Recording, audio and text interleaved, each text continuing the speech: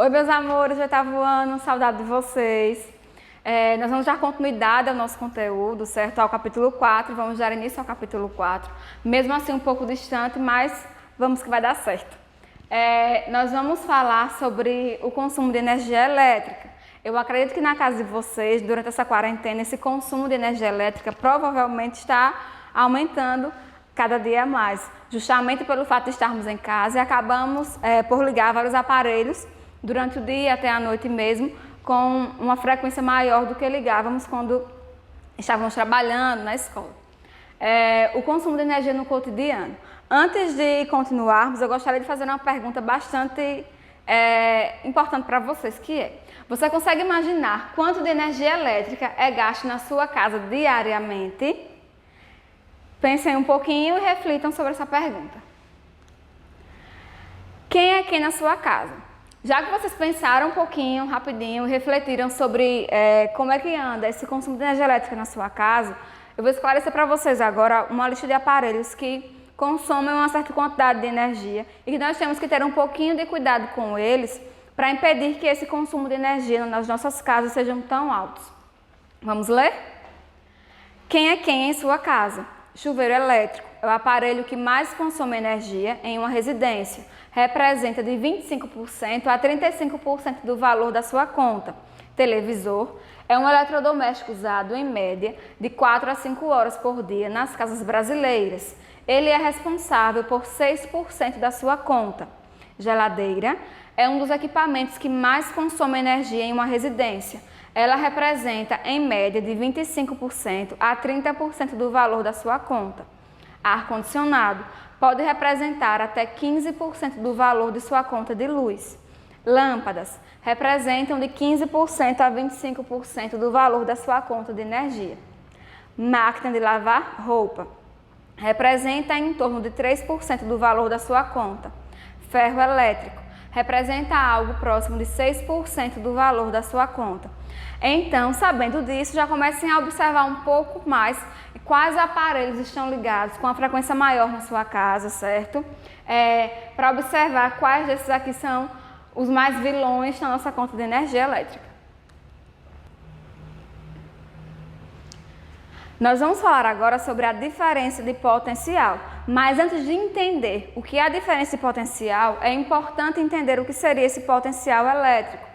O potencial elétrico é a capacidade de induzir o movimento das cargas elétricas em materiais condutores. Vocês sabem que os materiais condutores são aqueles materiais que conseguem conduzir energia, conduzir eletricidade. E esse potencial elétrico vai ser justamente essa capacidade desse material condutor conduzir a eletricidade.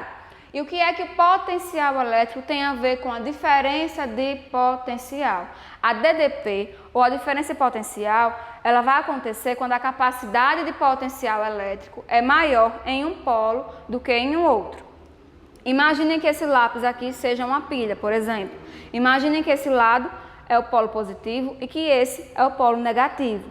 Em uma pilha, geralmente uma pilha de 1,5 volts, como aquelas que nós vimos no laboratório com o professor Felipe, quando estivemos aqui no laboratório com ele, na escola alternativa, quando fizemos aquela prática no laboratório de robótica, lembrem-se que nós montamos alguns circuitos elétricos com pilha, com os fios condutores e com o LED.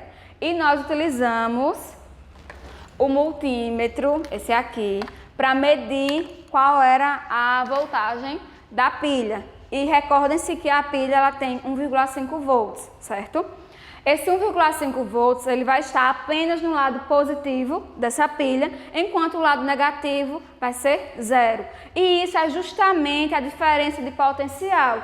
O fato de um polo da pilha ter 1,5 volts e o outro polo ter 0. É só isso que faz com que a pilha consiga funcionar e ceder a energia para aquele objeto a ser ligado, certo? Uma característica interessante em relação à diferença de potencial é que, quanto maior for a diferença de potencial, maior tende a ser a corrente, ou seja, o fato do polo positivo ter 1,5 volts e o polo negativo ter 0, essa diferença toda de potencial é o que faz com que você consiga ligar um objeto àquela pilha. E Quando essa diferença potencial começa a diminuir, começa a igualar, a pilha não vai funcionar mais. É isso que acontece quando, por exemplo, a pilha começa a descarregar. Você vai colocar a pilha no controle do ar-condicionado. Esse controle não vai funcionar mais por conta da pilha. Isso vai acontecer porque está diminuindo a diferença potencial. Aquela pilha que tinha 1,5 volts no polo positivo começa a descarregar e diminuir para 1 volts e diminuindo cada vez mais, se aproximando do zero. Quando essa diferença potencial for pequena, a pilha não vai funcionar mais e dessa maneira ela vai descarregar. Portanto, o que faz com que as cargas elétricas saiam de um polo da pilha em direção ao outro, passando pelo circuito, é a diferença de potencial elétrico que existe entre esses polos. Vocês devem recordar que isso aqui está relembrando um circuito elétrico fechado. Lembrem-se, tem uma fonte de bateria, no caso da pilha, com polos diferentes, o positivo e o negativo. A cada polo nós temos um fio condutor e esse fio condutor está ligado devidamente ao objeto a ser ligado, no caso aqui, essa lâmpada. E esse circuito elétrico fechado só vai conseguir funcionar, só consegue funcionar justamente porque tem a DDP, tem a diferença potencial. Esse lado positivo da pilha está cedendo uma quantidade de elétrons, uma quantidade de carga elétrica diferente do lado negativo. Porém, para funcionar, para que esse circuito aqui funcione, tem que estar os fios condutores ligados aos dois polos da pilha.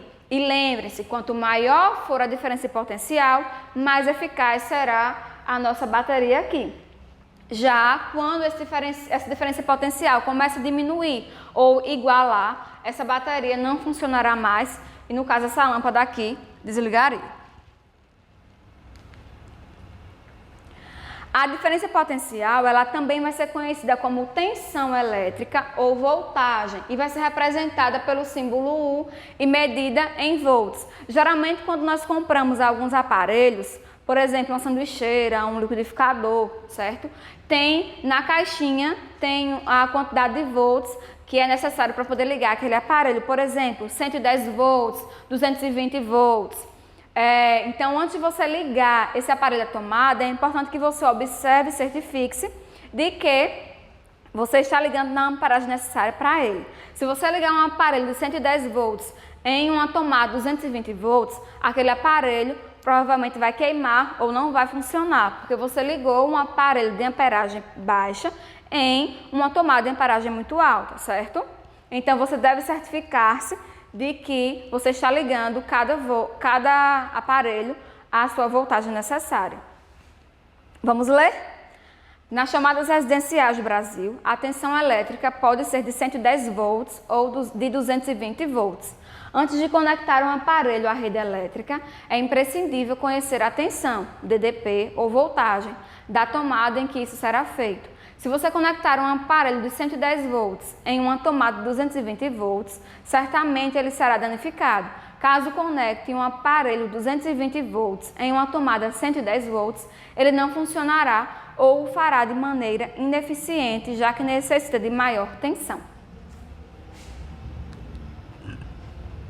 Nós vamos falar agora sobre a intensidade de corrente elétrica, certo? Em um circuito elétrico, quanto maior a quantidade de elétrons que se desloca pelo fio condutor, mais intensa é a corrente elétrica, certo? Então, quanto maior for essa quantidade de elétrons, mais intensa será essa corrente elétrica. E a grandeza física, usada para medir a relação entre quantidade de cargas elétricas e tempo, é a intensidade de corrente elétrica, simbolizada pela letra I. E como é que eu vou medir a intensidade de corrente elétrica? Dividindo a carga elétrica daquele aparelho pelo tempo de utilização daquele aparelho. Meus amores, é isso. Um cheiro. Até a próxima aula. Espero que tenham gostado.